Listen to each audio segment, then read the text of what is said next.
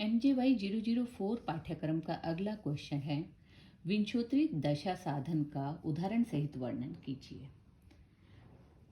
मनुष्य की संपूर्ण आयु कलयुग में 120 वर्ष की मानी जाती है और द्वापर में 600 वर्ष की, त्रेता युग में 3600 वर्ष और सतयुग में 14,400 वर्ष की मानी जाती है।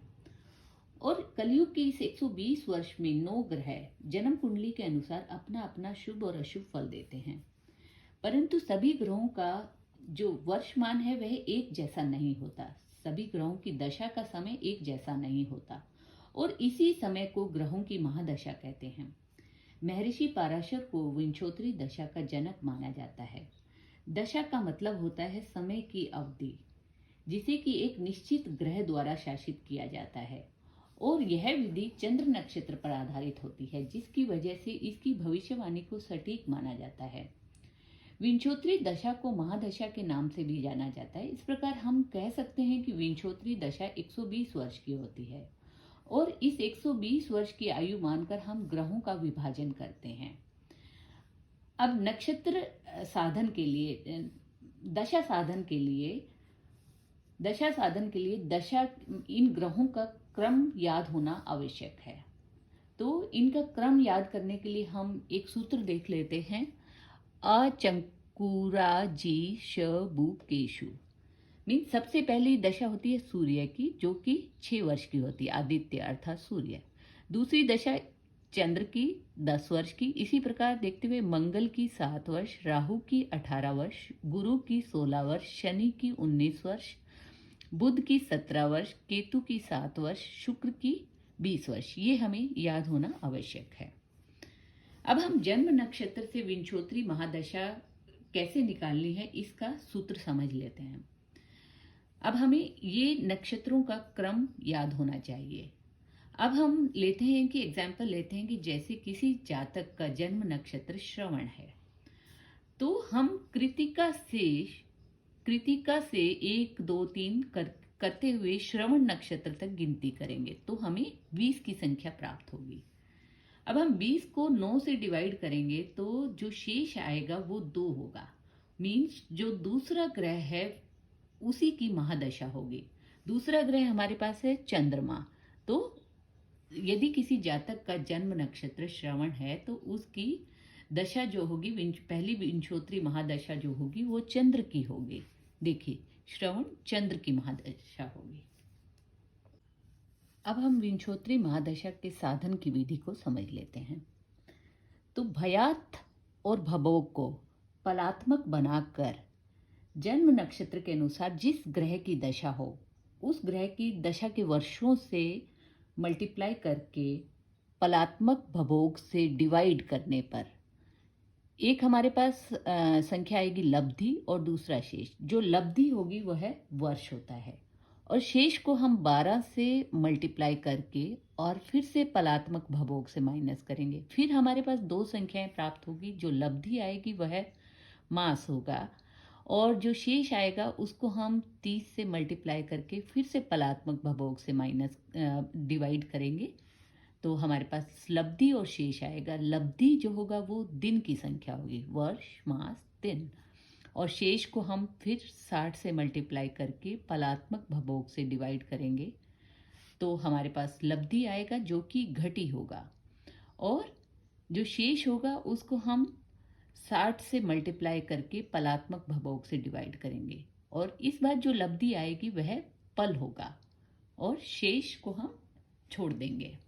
तो इस प्रकार यह जो जिस ग्रह की दशा है उस ग्रह की का भुक्त दशा का वर्षादि मान आ गया, जो कि हमें वर्ष मास दिन घटी और पल में भुक्त दशा का मान आ गया। अब हमें इसमें से भोग्य दशा निकालनी है। तो उस ग्रह दशा का टोटल मान कितना है, जैसे कि सूर्य की महादशा है तो वो 6 वर्ष का होगा, उसमें से हम ये जो भुक्त दशा हमारे पास में आई है इसे माइनस कर लेंगे तो भोग्य दशा हमारे पास वर्षादि में आ जाएगा। इसी प्रकार हम अंतर दशा निकालने की विधि देखेंगे कि जिस ग्रह की महादशा चल रही है उसी के दशा वर्षों को 2 बार मल्टीप्लाई कर लेंगे। दशा वर्ष को दशा वर्ष से ही मल्टीप्लाई कर लेंगे। जैसे सूर्य की महादशा है तो हम उसी के वर्ष से 6 मल्टीप्लाई बाय 6 करेंगे और फिर हम इसे डिवाइड करेंगे 10 से, तो हमें 2 संख्याएं प्राप्त होगी, लब्धि और शेष। जो लब्धि होगी वह उसकी अंतर्दशा मास में होगी और जो शेष होगा उसको 3 से मल्टीप्लाई करेंगे तो वह अंतर्दशा का मान दिन में होगा। तो मास और दिन में हमें अंतर्दशा प्राप्त हो जाएगी कि जिस प्रकार प्रत्येक ग्रह की महादशा में उसी क्रम में 9 ग्रहों की अंतर्दशा होती है, तो हमारे पास अंतर्दशा का भुक्तमान आ जाएगा। अब विंशोत्तरी दशा साधन को हम एक एग्जाम्पल के माध्यम से समझते हैं कि जैसे किसी जातक का जन्म नक्षत्र कृतिका है। कृतिका जन्म नक्षत्र है तो ग्रह दशा जो हुई वो सूर्य की हुई, जो कि 6 वर्ष की होती है। और उसका भयात अर्थात जो बीते हुए नक्षत्र का मान होता है वह भयात होता है। भयात है 16 घटी 39 पल। इसको हम पलात्मक कर लेंगे। पलात्मक करने पर 60 से मल्टीप्लाई किया और ये पल को प्लस किया तो ये पलात्मक भयात आ गया। और भभोग जो है किसी भी नक्षत्र का संपूर्ण मान होता है, तो भभोग की वैल्यू यहाँ पर दी हुई है 58 घटी 44 पल। इसको भभोग को भी हम पलात्मक बना लेंगे।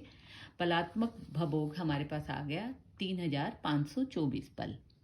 तो जिस प्रकार हमारा सूत्र था पलात्मक भयात को दशा वर्ष से हम ग्रह दशा का जो वर्ष है उससे हम मल्टीप्लाई करेंगे और फिर पलात्मक भभोग से माइनस कर देंगे, तो जो लब्धि आएगी वह भुक्त वर्षादि आ जाएगा। भुक्तमान वर्ष में आएगा और जो शेष होगा उसको हम फिर 12 से मल्टीप्लाई करेंगे और पलात्मक भभोग से डिवाइड करेंगे। तो इस बार जो लब्धि होगी वह इसका 8 ये महीनों में आएगी। 8 महीने जो आया है ये ग्रह का जो भुक्त मान जो है वो मास में आया, मीन्स 1 वर्ष और 8 महीने। और शेष को फिर हम 30 से मल्टीप्लाई करेंगे और पलात्मक भभोग से डिवाइड करेंगे। तो इस बार जो लब्धि होगी वो हमारे पास दिन में होगी। तो 1 वर्ष 8 मास 12 दिन जो कि इसका भुक्त मान आया ग्रह का। और शेष आया, शेष को हम 60 से मल्टीप्लाई करके पलात्मक भभोग से फिर डिवाइड करेंगे। तो इस बार जो लब्धि होगी वो घटी में आएगा हमारे पास मान, और शेष को हम फिर 60 से मल्टीप्लाई करके पलात्मक भभोग से डिवाइड करेंगे। तो इस बार जो लब्धि होगा वो पल में मान आएगा। इस प्रकार जो ग्रह दशा जो सूर्य की चल रही है उसका भुक्त वर्षादि मान जो आया वो हमारे पास 1 वर्ष 8 महीने 12 दिन 19 घटी और 36 पल आया। अब इसका भोग्य वर्षादि मान निकालने के लिए हम जो कि सूर्य की महादशा है जो कि 6 वर्ष की होती है उसमें से भुक्त वर्षादि मान माइनस करेंगे तो हमारे पास ये उसका महादशा का भोग्य वर्षादि मान वर्ष मास दिन घटी और पल में आ जाएगा। अब अंतर्दशा का देखते हैं हम। अब प्रत्येक ग्रह की जब महादशा होती है उसमें 9 ग्रहों की अंतर्दशा उसी क्रम में होती है। जैसे सूर्य की महादशा में पहली अंतर्दशा सूर्य की होगी, दूसरी उसी क्रम में जो हमने पीछे क्रम याद किया था, दूसरी चंद्रमा की, तीसरी मंगल की, चौथी राहु की, 5वीं गुरु की, 6ठी शनि की, 7वीं बुध की, 8वीं केतु की और 9वीं शुक्र की होती है। तो अंतर्दशा निकालने का हमने एक सरल नियम समझा था कि दशा दशा के वर्ष को परस्पर गुणा करके 10 से भाग देने पर जो लब्धि आएगा वह मास में, और शेष को 3 से गुणा करने पर हमारे पास दिन में मान आ जाएगा। तो यह जो मान आएगा वो अंतर्दशा का मान आ जाएगा। धन्यवाद।